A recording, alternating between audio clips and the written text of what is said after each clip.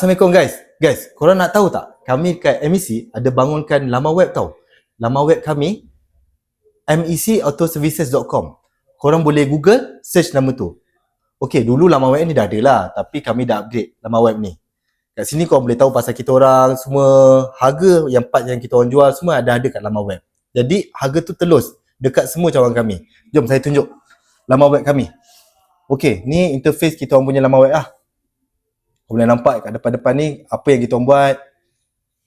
Yang ni macam apa yang kita orang servis, aircon, engine, semua ada kat dalam ni.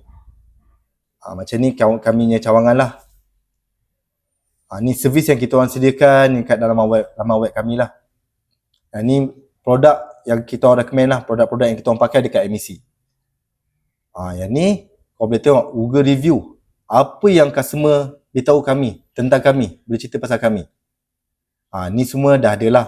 Kita orang punya cawangan, nombor-nombor manager yang korang boleh contact kat sini macam MEC Kota Masai kau boleh contact Ijoy, Saintech kau boleh contact Sadiq, MEC Penawar kau boleh contact Ibul.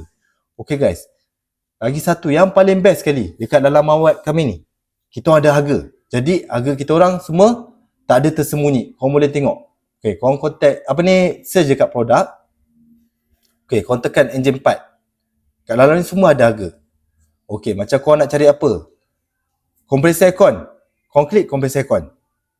Okay, kat sini ada model-model kereta yang kita orang sediakan lah. Okay, contoh kita tekan Proton lah. Proton. Okay, kat sini semua dah ada dah.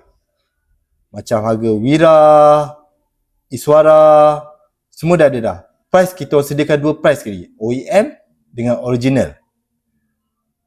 Ni semua dah siap pasang lah. Harga dah siap pasang. Okay, kat sini maknanya laman web kami telus lah. Harga semua telus.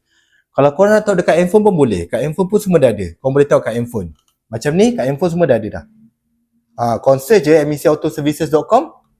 Korang boleh tengok. Harga korang nak search pun dah boleh dah. Okay guys. Kalau ada apa-apa, boleh search mecautoservices.com nak tahu lebih lanjut tentang kami. Okay guys, kita jumpa lagi.